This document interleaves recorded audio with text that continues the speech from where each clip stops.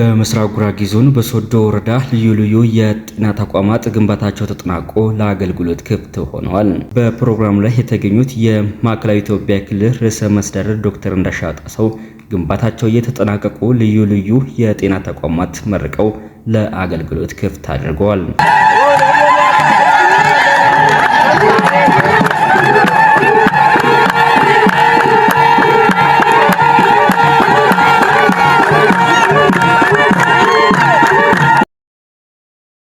ርዕሰ መስተዳድር ዶክተር እንዳሻው ጣሰው በሶዶ ወረዳ ግንባታቸው የተጠናቀቁ ልዩ ልዩ የጤና ተቋማትን መርቀው ለአገልግሎት ክፍት አደረጉ።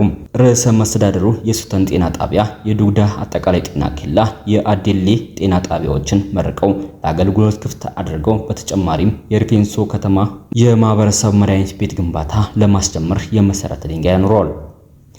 የማዕከላዊ ኢትዮጵያ ክልል ርዕሰ መስተዳድር ዶክተር እንዳሻው ጣሰው በዚሁ ጊዜ እንደገለጹት ሰላም የሁሉም ነገር መሰረት ነው ብለው የአካባቢውን ህብረተሰብ አንድነትን አጠናክሮ ለሰላም መስራት ይገባል ሲሉም ጠቁሟል። አንድም በዚህ አካባቢ የሚዘዋወር ኑሯችን ልጆቻችሁን ሊረብሽ የሚሞክር ኃይል እጅ አልሰጣችሁም፣ አላናገራችሁም፣ ጣልቃ አላስገባችሁም። አሁንም እንደሱ ነው መቀጠል ያለባችሁ።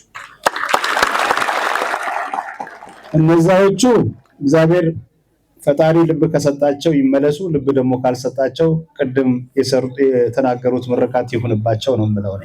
ህዝቡ በአካባቢው ሰላም ላይ በየጊዜው የተመካከረ የጠላትን ሴራ ማክሸፍ እንደሚገባም ጠቁሟል።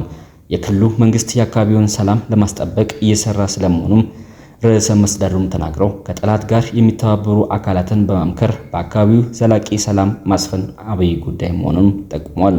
የወረዳ አመራሮቻችሁ ከጎበዙ፣ የዞን አመራሮች ከጎበዙ ብዙ ነገር እናስባለን። ወደዚህ አካባቢ ትልልቅ እርሻዎች ቦታዎችም አሉ ከሪፌንሶ በታች ያሉት። እናንተም ለአንዳንድ ከተሞች ቅርብ ናችሁና እየተነጋገርን የጠየቃችሁትን ነገሮች ሁሉ እናሟላለን። መንገድ ማስታወሻ ላይ ይዘናል። በጥሩ አይናችሁ ተመልከቱን ብላችኋል። በጥሩ አይን ነው የምንመለከታችሁ፣ በደንብ በነጭ አይን። ሰባተኛው ጠቅላላ ሀገራዊ ምርጫ ሰላማዊ፣ ፍትሃዊ፣ ዲሞክራሲያዊና ታማኝነት ያለው እንዲሆን የጋራ ትብብር እንደሚያስፈልግ ርዕሰ መስተዳድሩ አጽንተዋል። ስለ ምርጫ ብዙም አላወራችሁ፣ አባቶች ተናግረዋል፣ ጨርሰናል፣ ተመካክረናል ነው። ስለ ምርጫ አንዲት ነገር ብቻ ልንገራችሁ። ምርጫ ሰላማዊ እንዲሆን አድርጎ፣ ፍትሃዊ እንዲሆን አድርጎ፣ ሌላ ግርግር እንዲነሳ አታርጉ፣ በሰላም እንዲያልቅ አድርጉ። የምስራቅ ጉራጌ ዞን ዋና አስተዳዳሪ አቶ ሙስጣፊ ሐሰን በበኩላቸው የህብረተሰቡን የመሰረተ ልማት ተጠቃሚነት የተሰራ መሆኑን ገልጸው መንግስትና መሪው ፓርቲ ፕሮጀክቶችን ጀምሮ በማጠናቀቅ ለውጤት እያበቁ ስለመሆኑም አመላክተዋል። እንደ ብልጽግና መንግስት ጀምሮ መጨረስ ልምድ ያለው መንግስት ነው፣ ታውቃላችሁ። እዚህ አካባቢ ደግሞ በጣም አምራቾች ናችሁ። ቅድም አባቶች በምርቃት እንዳስታወሳችሁት እዚህ አካባቢ የመስኖ ፖቴንሻል ያለው ልምምድ ያለው በጣም ምታለሙ ምታመርቱ እንደዚሁ በክላስተር በስንዴ ክላስተር የሚታወቅ አካባቢ ነው።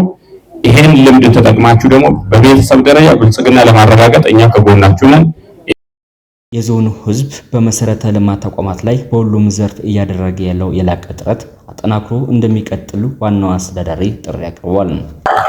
ጤና ቢሮ እስካሁን ያደረጋችሁ ድጋፍ እያመሰገንን በቀጣይም ዞናችን ላይ ያሉ ተቋማት አዳዲስ ጤና ጣቢያዎች አሉ።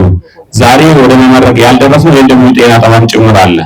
እነዚህ ጤና ተቋማት እንደ ወትሮ ሁሉ የጎደሉ ነገሮች እንደ ወትሮአችሁ እንድታግዙን በዚህ አጋጣሚ ጥያቄን ለጤና ቢሮ አቀርባለሁ።